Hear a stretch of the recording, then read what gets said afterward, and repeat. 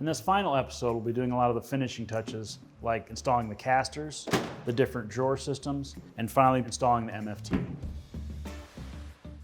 Now I can move on to the sanding, where I'm going to get rid of some of these pencil marks and also some of the glue residue that was left behind. To do that, I'll be using the ETSC 125, as well as the edge guide, which will turn this into an edge sander to get some of this top edge banding.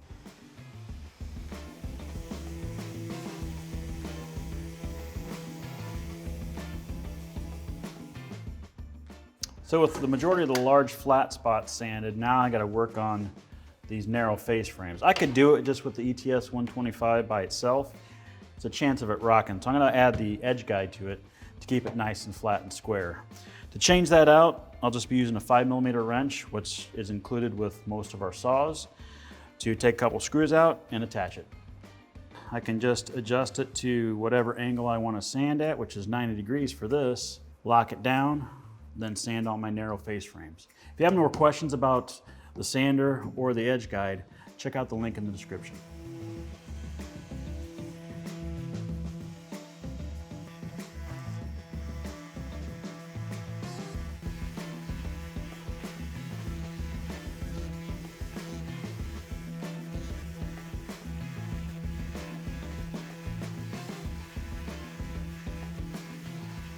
So with the sanding complete, we can move on to installing the casters.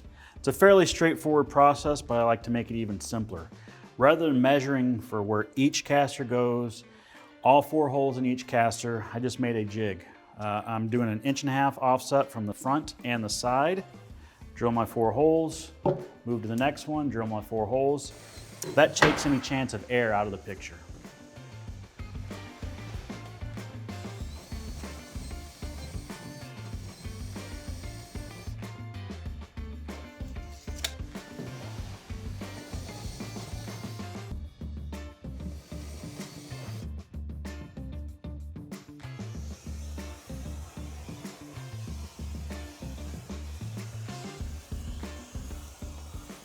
I went ahead and tipped the whole cart on its side.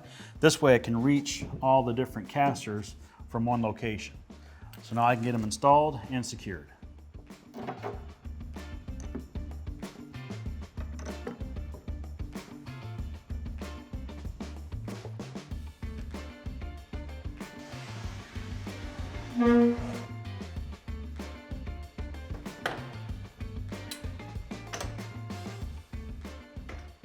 So I had some help with putting the cart on the ground after the casters were installed.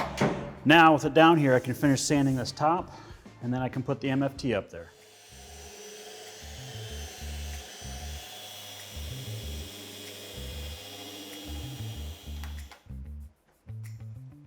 So now I've got the MFT on top of the cart. I want to make sure that it doesn't move while it's on top of the cart. So I've cut some little blocks that I'll put where each foot is at, and that'll lock it into place. And I'll put it right where it's going to touch the foot of the MFT. Draw a couple lines, I'll take the table off, glue, and nail it into place.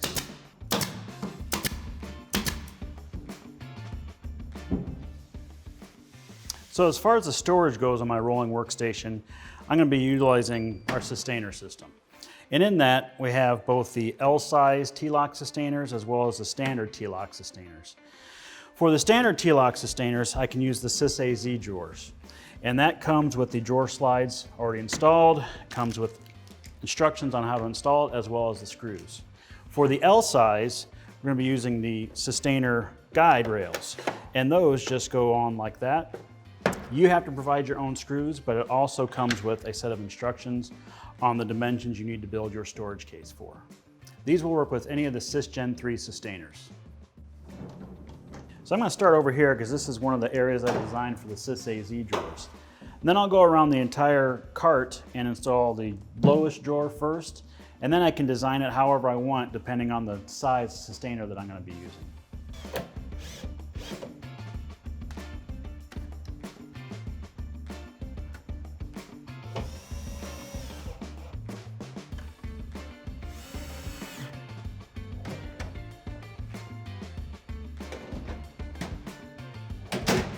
For the Sys Gen 3 rails, I'm just using Posi Drive 5mm Euro screws to install.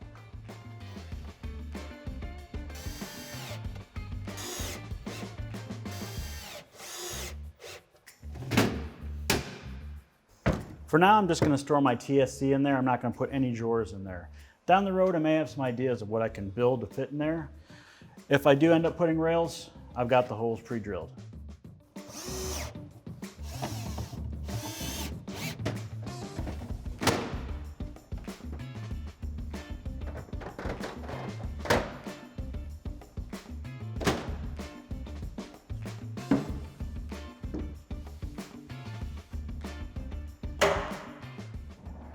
So with this complete, I now have a central location for tool storage, assembly, cutting.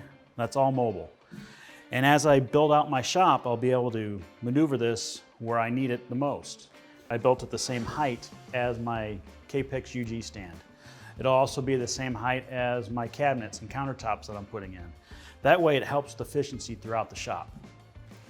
Now you can see what I had in mind when I was cutting these mortises for these material supports early on in the project. In a small shop like this little additional design will really add to the versatility of this cart. Now I can see what this little drop down was for, the Vaxis. I can store it here, I can use it here, and it stays out of the way of the MFT and any material that might be on top of it. I'll also be storing the vacuum pump back here on a Sys Z drawer so I can access that whenever I need to. Thanks for watching this build series. I hope you enjoyed it and you learned a couple things along the way. Now I've got a lot of projects planned, so if you'll excuse me, I've got a shop to build.